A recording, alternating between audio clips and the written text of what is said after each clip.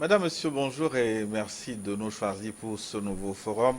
La perception identitaire des peuples du Togo par les colons allemands et puis français a-t-elle influencé, structuré, impacté et même désorganisé les relations sociopolitiques entre les entités ethnographiques du Togo au point de compromettre leur vivre ensemble? Plutôt oui, conclut le journaliste et historien togolais Evalo Wiao, qui vient de publier dans les presses de l'UL Togo Processus de réconciliation nationale à l'épreuve des préjugés coloniaux de 1914 à 1991. L'auteur donc de cet ouvrage est avec nous. Nous avons l'honneur de le recevoir. Docteur Wiao, bonjour. Bonjour, cher ami. Nous espérons que vous êtes en forme, hein, malgré C'est bon, ça la va. pandémie, Ça va, tout ça ce que va. cela engendre. On se lave les mains, on respecte les instructions et les orientations du gouvernement, ça va. Hmm. Comme lecteur et critique, pour accompagner Dr Uyalo, professeur et Sohanam Bachana, professeur, bonjour. Bonjour. Vous êtes historien, enseignant-chercheur à l'Université de Lomé. Absolument. Et je m'occupe des questions relatives à la vie politique au plan national. Et bien entendu, les questions de réconciliation, du processus de réconciliation et des préjugés sont aussi dans mes cordes. Hmm. Je rappelle que docteur Evalo Yao, il est le premier rapporteur du Haut Commissariat à la réconciliation et au renforcement de l'unité nationale Ashkron. À nos fidèles téléspectateurs, ils peuvent participer également au débat avec des questions écrites via WhatsApp au plus 228 96 46 10 31. Plus 228 96 46 10 31. Vous pouvez d'ores et déjà commencer par nous écrire comment ces préjugés en consacrant au Togo une sorte de catégorisation des autochtones ont-ils sous-tendu les choix socio-économiques et politiques de l'administration coloniale française et généré des mésententes entre les Togolais? Question de recherche de notre auteur. Quelle a été la place des préjugés coloniaux dans la genèse et la consolidation de l'opposition nord-sud? Est-ce que cette opposition existe selon vous? En quoi les antagonismes engendrés par ces représentations coloniales ont-ils constitué un frein au raffermissement de la réconciliation nationale entre les peuples? Ou encore, comment, dans leur coexistence, les Togolais ont-ils exprimé et extériorisé ces représentations qui ont fini par qu'ils ont fini par intérioriser? Plus largement, dans quelle mesure ces stéréotypes ont eu leur effet diviseur, dans leurs effets diffuseurs, ont impacté négativement le processus de réconciliation et d'union jusqu'en 1991, début des mouvements démocratiques qui ravivèrent l'opposition nord-sud. Donc écrivez-nous dès maintenant, je vous rappelle le contact, plus 228 96 46 10 31. Pour revenir au plateau et commencer par notre auteur, docteur Evalo Wiao, qu'est-ce qui vous a envoyé vers ces préjugés coloniaux jusqu'à vouloir écrire un ouvrage là-dessus? Je rappelle que même déjà votre thèse a porté un peu sur ce genre de sujet. Oui, effectivement. Euh, la question, la problématique de la réconciliation de l'unité nationale, c'est une problématique que j'ai commencé à aborder quand j'étais jeune étudiant. Je me souviens que en maîtrise, lorsque je faisais ma maîtrise, elle a porté également sur la question de la réconciliation nationale. Le thème de la maîtrise était intitulé Les origines de la politique unioniste sous la Deuxième République. Et à l'époque, pour le mémoire de maîtrise, pour le DEA, c'était aussi consacré à la question de la réconciliation nationale. C'était intitulé Problématique d'union et de réconciliation en Afrique au lendemain des indépendances K du Togo. La thèse de doctorat également. Et donc c'est une problématique qui est au centre de mes recherches en tant qu'enseignant-chercheur. Et s'agissant donc de la question que j'ai abordée en lien avec la question de la réconciliation, je pense que je l'avais dans une certaine mesure effleuré au cours de mes recherches pour la thèse de doctorat. Et quand je l'ai effleuré, vous savez, ce n'est pas le professeur Bachana qui va me démentir, dans ce genre d'exercice pour la recherche en thèse, il y a un certain nombre de contraintes qu'il faut respecter. et notamment l'équilibre entre les différentes parties et puis les sujets qu'il faut évoquer, il faut essayer de les évoquer en tenant compte d'un certain équilibre. Et donc, il n'était pas loisible, n'est-ce pas, de m'appesantir sur la question des préjugés, qui était quand même une question très intéressante à la lumière de la problématique générale. Donc, j'ai cherché une opportunité pour pouvoir approfondir la question des préjugés coloniaux, leur impact sur le processus de réconciliation.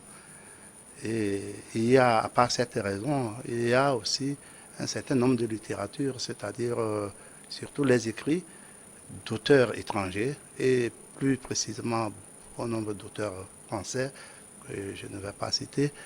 Généralement, quand ils invoquent les questions de réconciliation, les problèmes que le processus de réconciliation et d'unité nationale connaît dans notre pays, ils ont tendance à rejeter tout le tort sur les choix politiques qui ont été opérés par nos dirigeants, donc du président Sylvanus Olympio jusqu'au président Yadema.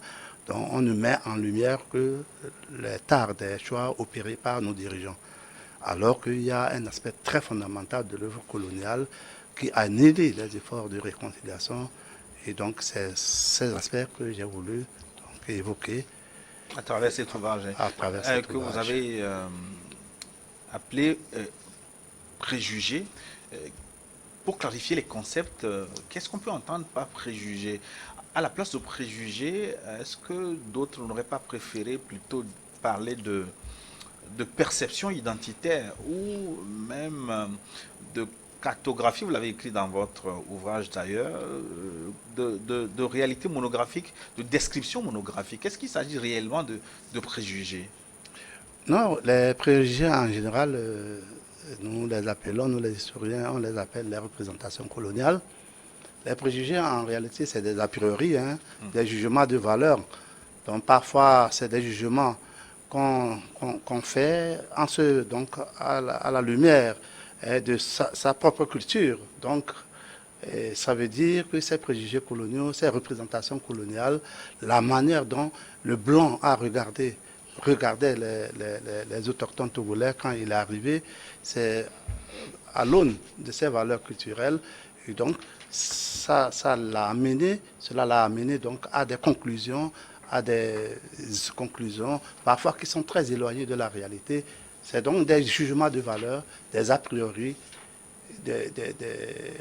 disons, des conclusions parfois, des conclusions à partir d'études sommaires, ce qu'ils voient, ce qu'ils ressentent. Et donc les Blancs ont établi donc à partir de ces a priori un certain nombre de conclusions qui leur ont permis d'exploiter politiquement et bien sûr économiquement le pays.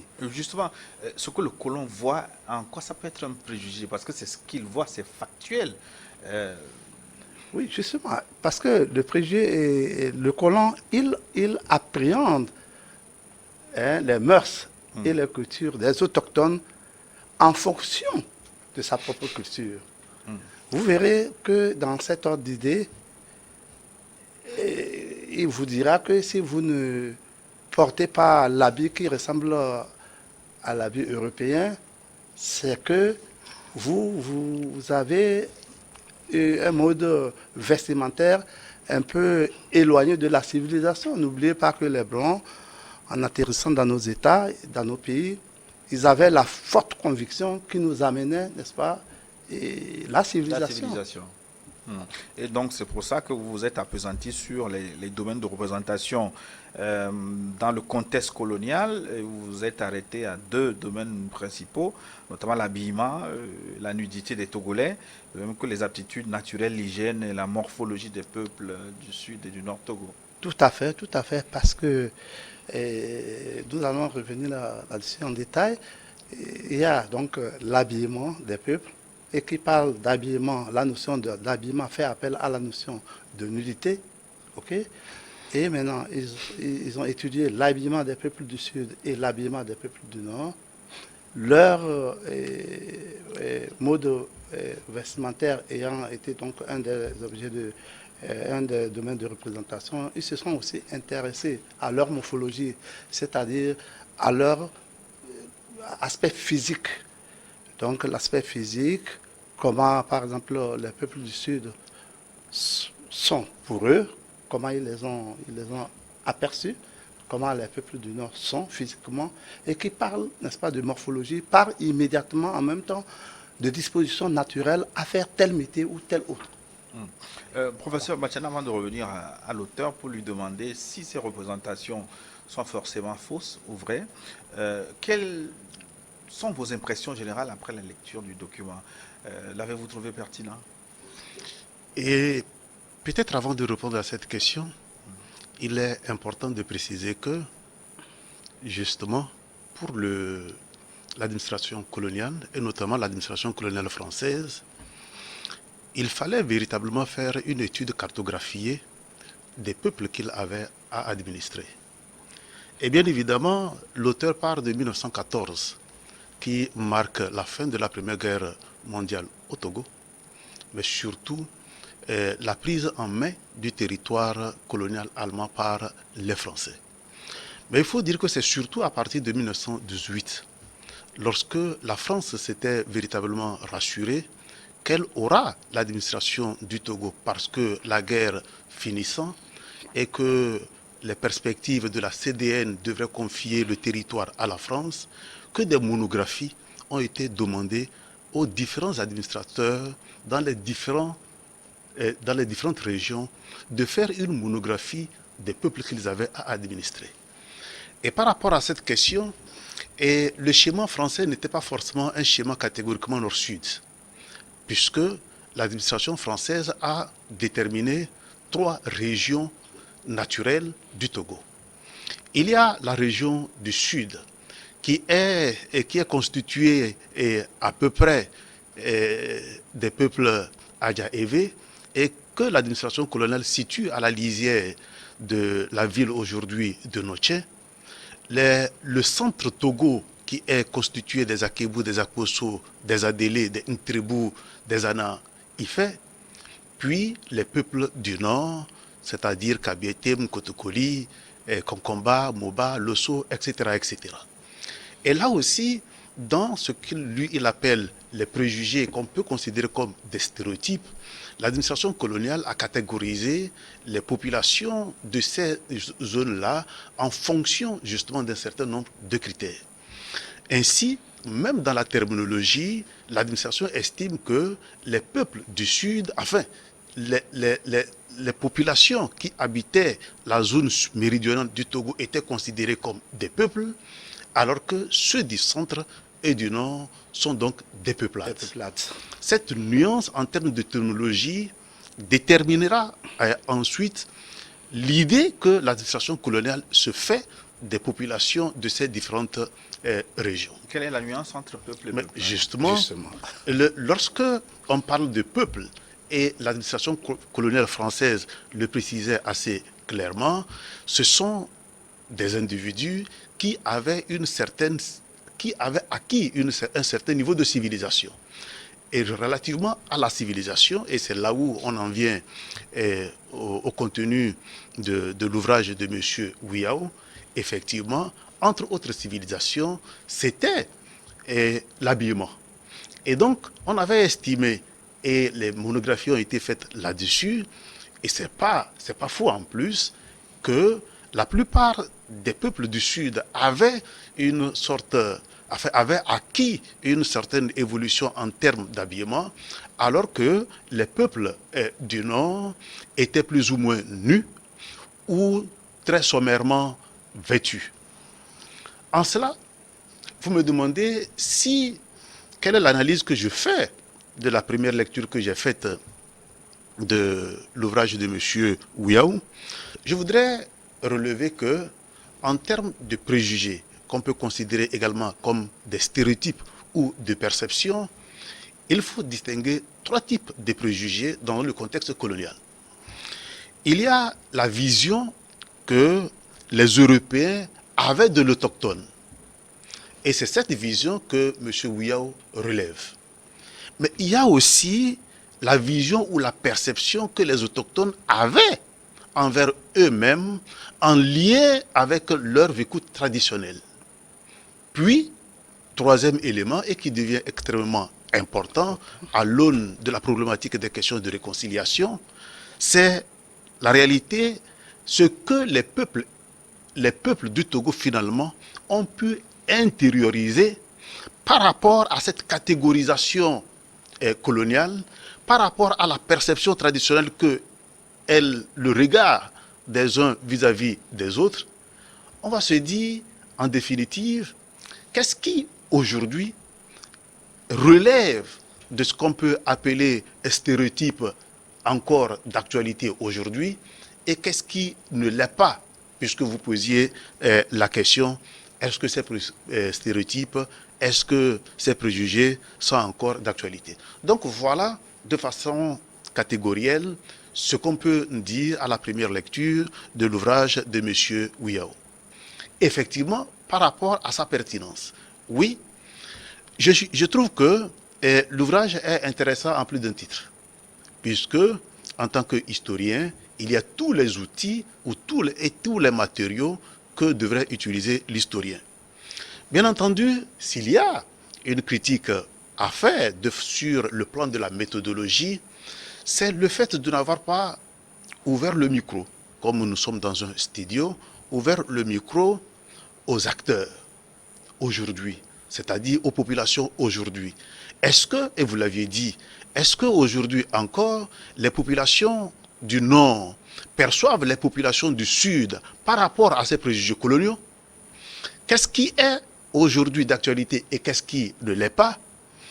Est-ce qu'on peut véritablement, à la lumière de ce qu'il dit, estimer que ce sont ces stéréotypes-là, ces préjugés-là, qui sont un facteur, on va dire, limitant dans le processus de réconciliation?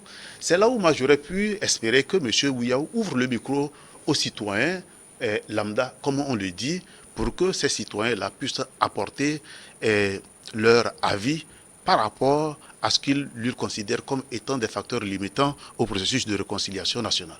Et moi, j'aurais préféré, pour ajouter un peu à votre critique, un autre chapitre que je n'ai pas vu dans l'ouvrage, c'est comment finalement déconstruire ces préjugés pour alimenter l'œuvre de réconciliation nationale. On va aborder tous ces aspects. Merci. Donc, Merci. oui, Yao.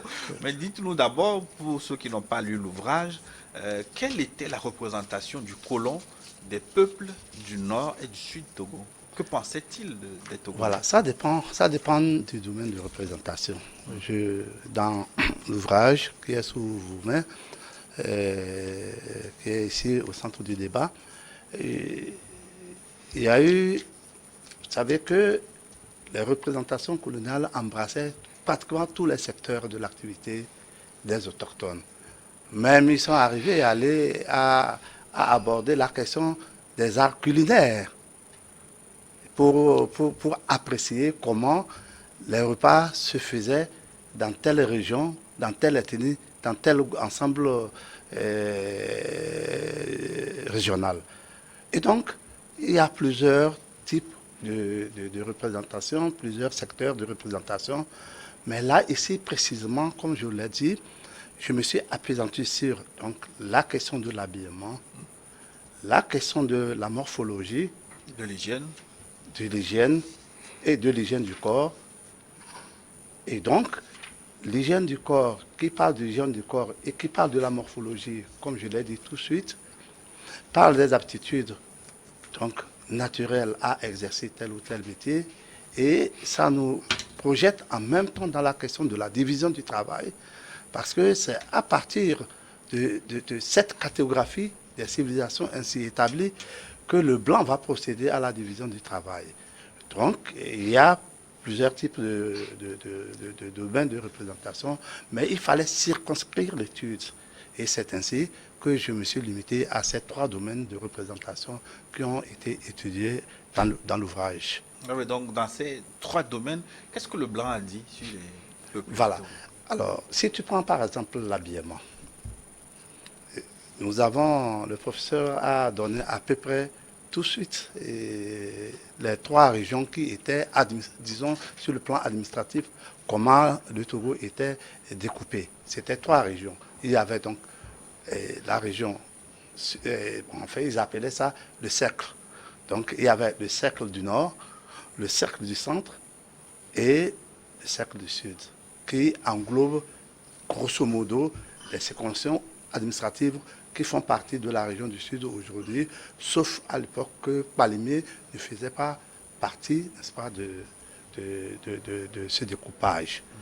Donc, alors, pour faire la côte, vous savez, depuis déjà le 15e siècle, il y a eu quand même un certain nombre de rapports commerciaux qui existaient déjà entre, globalement, la côte de Guinée et l'Europe. Et donc, il y avait tous ces commerçants européens, espagnols, italiens, français, britanniques, etc., qui écumaient donc le golfe de Guinée, des trafiquants de tout genre, esclaves, après c'est l'esclavage, après c'est le trafic des étoffes, des produits manufacturés, etc., etc. Alors, la civilisation donc occidentale venant à l'époque essentiellement par la mer, puisque c'était le point de contact entre les deux continents, enfin entre l'Occident et le continent africain, la côte en général, les populations de la côte, et plus précisément surtout les agglomérations qui étaient vraiment très, très, très, disons, à Niro, Aguida, Ber, etc. Naturellement, ces populations avaient un contact, un lien ancien avec donc les colons, en fait, les négriers et les commerçants. Et il y avait un certain nombre d'échanges commerciaux.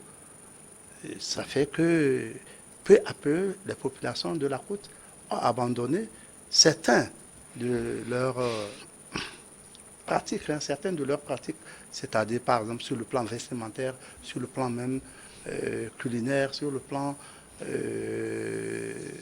d'outils réguliers qu'on utilise pour travailler. Et bon, ils ont abandonné cela et pour prendre ce que apportaient les Blancs. Et donc, puisque ces relations existaient déjà au XVe siècle, dès que la colonisation s'est installée et l'Allemagne d'abord, puis la France, les colonisateurs français sont arrivés, les premières populations contactées, c'était nos parents de la côte qui étaient donc les premiers interlocuteurs. Par conséquent, ils ont regardé à peu près comment les populations de la côte s'habillaient. Évidemment, ces populations de la côte ayant un lien ancien avaient emprunté ce qu'ils pouvaient par imitation, ils avaient emprunté un certain nombre de codes de la civilisation occidentale. Donc certains s'habillaient pratiquement comme les Européens. Et si le professeur se souvient, Marté, un certain Marté, qui a écrit sur l'habillement des femmes du marché de Lomé, qu'il a visité en 1933 avec une élégance bien parée, bien ronde. Voilà, bien parée, bien ronde, avec des bracelets en cuir, d'autres en fer, même parfois c'est avec des courries, etc., tout ça. Et puis il disait même qu'elle mettait des pagnes de couleur bleue, de couleur jaune, venus de Hiroshima, etc., etc. Bref, il louait à peu près, disons, dans une certaine mesure, l'habillement des populations de la côte. Mais ce qui est ici le problème, c'est que le blanc a extrapolé la question en globalisant que, par exemple, quand tu arrives au sud du Togo, tu arrives au Togo, tout le sud était bien habillé, bien soigné, avait une bonne hygiène de corps, etc., etc.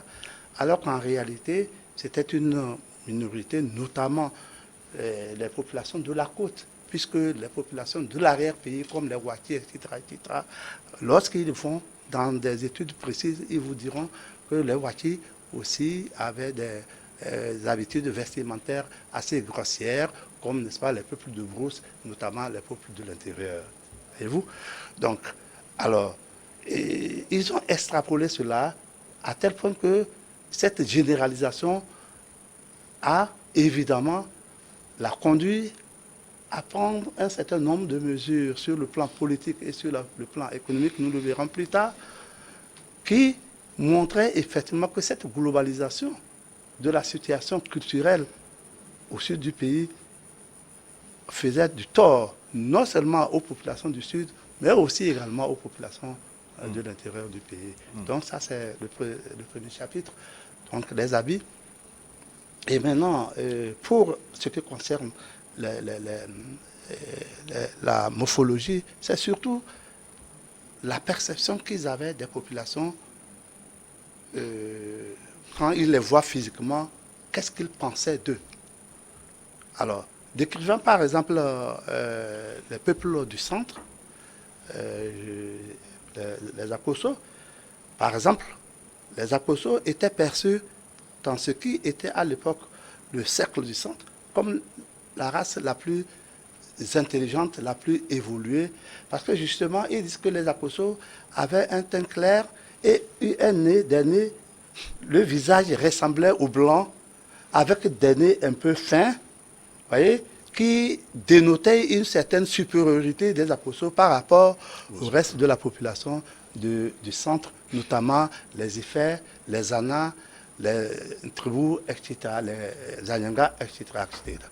J'en lis même un passage. D'une façon générale, l'aspect physique des diverses races peuplant le cercle Anié, Oudou, Akoso, fond est le même. Hein. La taille est moyenne, sans attirer l'attention d'une façon spéciale, voilà, comme le font d'autres races telles que la race cabraise. Oui. L'état physique de ces races est stationnaire, ne s'améliorant ni ne dégénérant, sauf peut-être dans l'Akoso. Sauf peut-être dans l'Akoso, parce que pour eux, c'est l'Akoso, là-bas, pour eux, c'est l'Akoso qui savait faire, observer une bonne hygiène de corps, qui pouvait se bien laver les mains avant de manger, qui pouvait faire un bon entretien de son cadre de vie, etc. Et qui, donc, par conséquent, était supérieur aux autres peuples. Et donc, dans le traitement même, dans le traitement des populations, les Akoso avaient des traitements de faveur vis-à-vis du colonisateur par rapport aux autres peuples de la région, à tel point que même aujourd'hui, il n'est pas aisé de faire accepter à un Akoso quand vous êtes ensemble.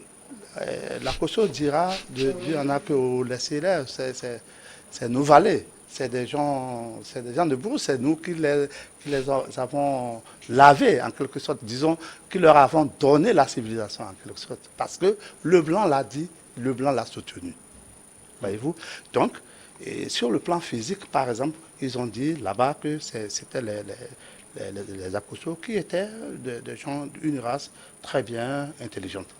Quand, par exemple, tu vas dans le cercle du Nord, par exemple, concernant la forme physique, rien à faire, c'est les Kabyles. Que c'est un peuple, ils ont fait des descriptions qui font même, parfois même on peut tomber à la renverse. Ils sont allés même dire que les Kabyles c'est un peuple très fort, rablé, robuste, qui aime la diversité et qui ne craint rien. Est-ce que c'est faux, docteur Uyao? Non, ben attends. C'est que physiquement, les peuples kabyles, à travers ce que nous voyons quand viennent les luttes et voilà. Non, quand viennent les luttes et voilà, c'est les jeunes, hein, c'est les jeunes qui luttent. C'est les jeunes qui luttent. Généralement, les jeunes de. Si tu prends un jeune Moba ou bien tu prends un jeune Ifè, tu l'entraînes aux Evala. Et il viendra, il va terrasser des Kabyles qui sont quand même originaires. C'est une question de force physique. Oui, mais justement, voilà. Les autres ne s'entraînent pas parce qu'ils n'ont pas évalué. Est-ce que le blanc n'a pas quand même vu une réalité? Là, justement, c'est pourquoi nous disons que parfois la réalité n'est pas vue, n'est pas cernée de façon précise et parfois elle est trop généralisante. Ou les déductions qu'on fait de cette réalité. Voilà, parfois c'est des déductions trop globalisantes. à tel point que ça écorne même, n'est-ce pas, la teneur ou le contenu de ce qu'il a vu. Par exemple, ils disent des peuples kabyles qui ne craignent rien. Mais quand même, c'est trop exagéré. Comment ils ne craignent rien? Vous allez dire que si vous prenez une hache pour couper la tête du Kabyle, il ne va pas fuir. Il va rester pour qu'on lui coupe la tête. Non. Non, c'est-à-dire que, disons en bref, qu'il y a une certaine exagération, n'est-ce pas, dans cette littérature. Et ça, c'est la morphologie. Ils en parlaient aussi des Losso, en disant que c'est aussi un peuple rablé, mais moins étoffé que les Kabyles. Et des Moba également, ils ont dit la même chose, en concluant que ce sont des gens qui peuvent faire bonne mine dans des gardes armés. Est-ce que vous comprenez? Et l'histoire a quelque peu donné raison bon. à ces monographies. Vous me laissez, je vais continuer un peu pour pouvoir montrer. Et dans le cercle, par exemple, du centre, c'est le Kotokoli qui était perçu comme le peuple le plus évolué, parce qu'en réalité, le Kotokoli entretenait un certain nombre de relations commerciales et dans le cadre même, dans l'esprit de la colonisation, basé essentiellement sur l'exploitation de l'autochtone, c'est ces canaux de commercialisation, de commerce qui permettaient, n'est-ce pas, aux colonisateurs de bien aspirer les richesses du pays. Et par conséquent, l'un des interlocuteurs donc fiables du colonisateur dans cette région, c'était donc le Kotokoli. Et ils ont dit du Kotokoli que c'était le peuple le plus intelligent et le plus éveillé du centre du cercle du Nord, et que c'était un peuple qui s'habillait à peu près comme les Blancs, parce que effectivement à l'époque, les Kotokoli, grâce aux négoces, arrivaient à s'acheter un certain nombre d'habits européens. Voilà. Et quand tu vas par exemple dans les savanes, plus précisément dans la région des savanes, ce qui est aujourd'hui la région des savanes, ils ont fait la même description des peuples en disant que par exemple, que les Moba sont quand même des peuples robustes, mais qui sont grossiers, que bon, ce sont des peuples qui ne sont pas conséquents, bien faits, qui n'observent pas bien, n'est-ce pas, l'hygiène du corps, et par conséquent, ils sont bien faits pour la terre. Idem pour, par exemple, en parlant des peuples de la côte, idem pour les Wati. Et par exemple, dans la région des savanes, c'est les Tchokwasé qui étaient le peuple noble, vanté et traité avec bienveillance par le blanc. Voilà. J'ai quelques questions pour le professeur Bachana, mais d'abord je voudrais ouvrir une parenthèse. J'ai été frappé en lisant cet ouvrage du travail scientifique que les colons ont fait sur les entités ethnographiques de nos pays. Est-ce que le même travail se fait par les pouvoirs publics aujourd'hui pour pouvoir tirer des conclusions? C'est la première question. Oui. Ils ont étudié dans les moindres détails, dans les descriptions parfois saisissantes, la vie des peuples colonisés. Et justement, lorsque l'administration coloniale arrive, et notamment l'administration coloniale française, je le disais en introduction, il fallait connaître davantage les peuples qu'ils avaient à administrer. Et justement, c'est dans ce contexte-là que des monographies ont été demandées. Et, vous l'avez dit, chaque monographie était plus ou moins précise sur tout ce qu'ils considéraient comme l'ensemble des mœurs concernant le peuple en question. Et effectivement, comme le disait le docteur Ouyao Evalo, lorsque vous regardez et vous le confirmez, ce sont des études assez pointues. Même si aujourd'hui, ces études-là peuvent être critiquées ou sont discutables, mais c'est quand même des études assez pointues.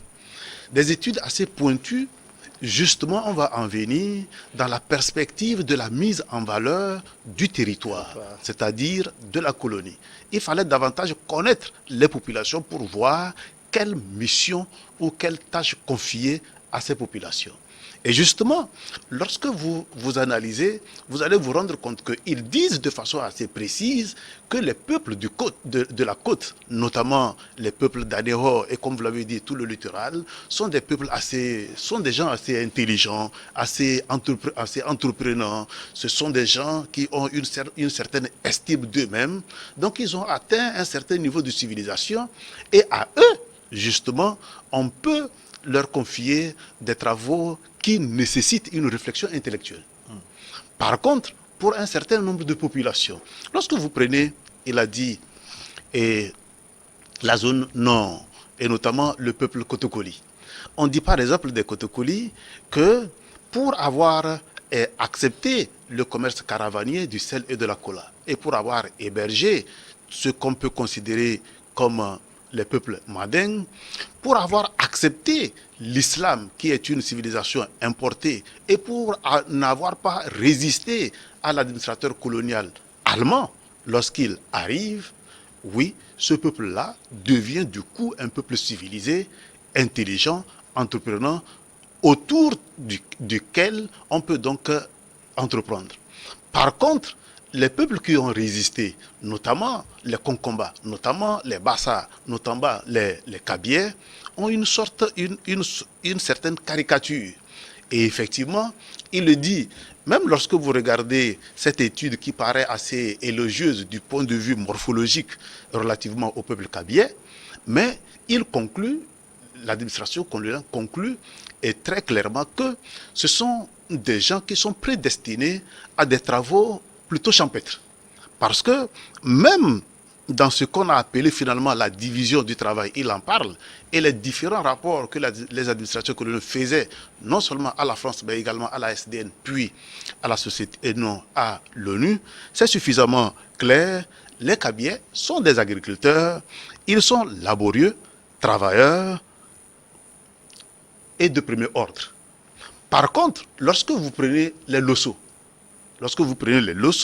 ils disent que les Losso, c'est en fait les Nauda ou les Naudba dans Niamtougou et alentour. Ils disent que c'est vrai, eux ils sont agriculteurs, même s'ils sont laborieux, ils ne sont pas aussi laborieux que les Kabyais qui sont laborieux de premier ordre.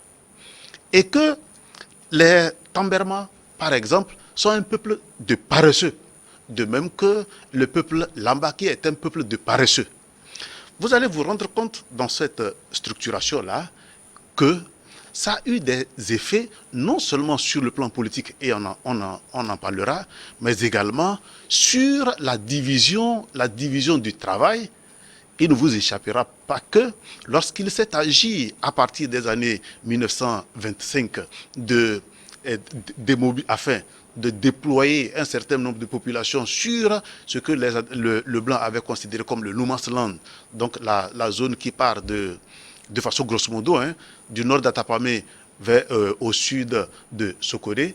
Il vous en souviendra que ce sont ces peuples-là décrits comme étant des peuples travailleurs, valeureux, à corpulence assez robuste, qui ont été transférés là par rapport justement à cette catégorisation morphologique. Vous demandez, c'est ainsi que non seulement Sotoubois, toute la zone du nord d'Atapamé au sud de Sokoré est peuplée par ceux-là qu'on peut appeler des immigrés. Nous sommes d'accord. Ils sont notamment des Kabyais, principalement, et de façon accessoire, les Naudba. Donc ils sont d'un degré plus laborieux que les...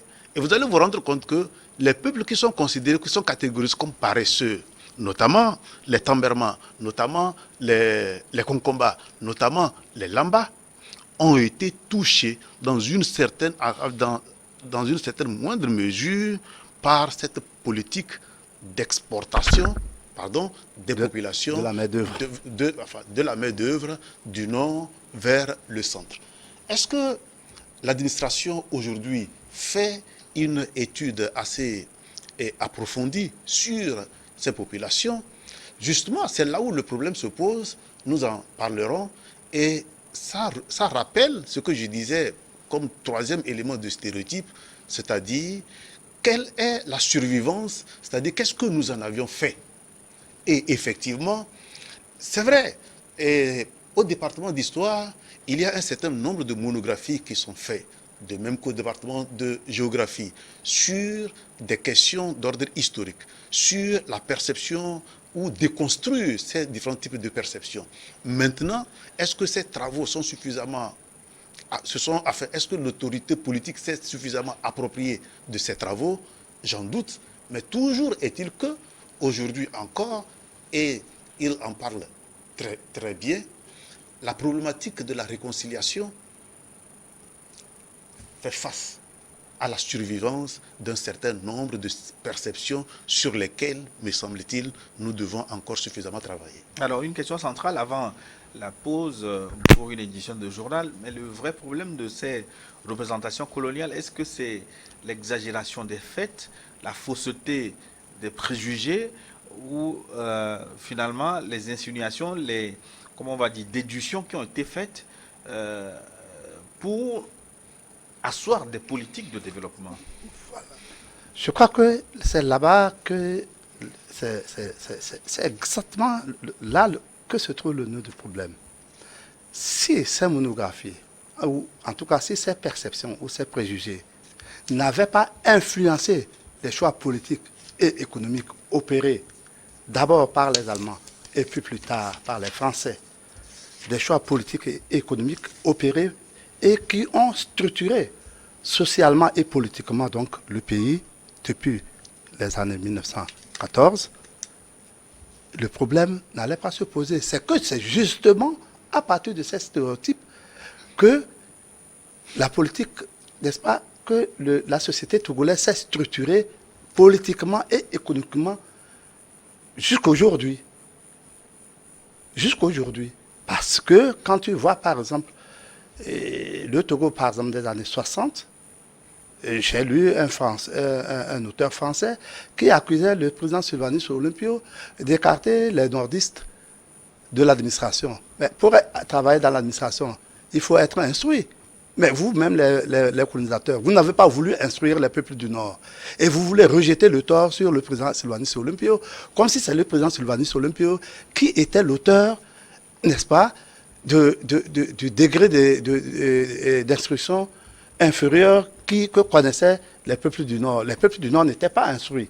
Et s'ils ne sont pas instruits, ils ne peuvent pas travailler donc dans l'administration. OK? Mais l'auteur a trouvé juste d'accuser le président Sylvanus Olympio de ne pas enrôler les peuples du Nord dans l'administration, qu'il les chassait de l'administration publique. Ou alors d'avoir du mépris pour les métiers des armes, et notamment ceux qui étaient revenus. Pour ça, c'est une autre affaire. Mais on ne peut pas, quand tu vois la physionomie de la société togolaise en 1963, par exemple, caractérisée par une domination totale des peuples du Sud dans l'administration publique, vous ne pouvez pas rejeter la responsabilité sur le président Sylvanus Olympio. Parce que le président Sylvanus Olympio n'a pas dirigé le pays depuis, n'est-ce pas, 1914. C'est les Français qui l'ont dirigé, qui l'ont construit, qui lui ont donné, n'est-ce pas, sa structure telle qu'elle est. Parce que, figurez-vous, jusqu'en 1914 et même jusqu'en 1922, lorsque on faisait la réforme, n'est-ce pas, de l'enseignement français, lorsque les premiers articles, les premières décisions ont été prises par les autorités françaises pour pouvoir instruire les Togolais dans la langue de Molière, mais il n'y avait même pas encore une école au nord. Il n'y avait pas une école au nord. Jusqu'en même 1930, il n'y avait pas encore un nordiste qui avait le CP. Oui.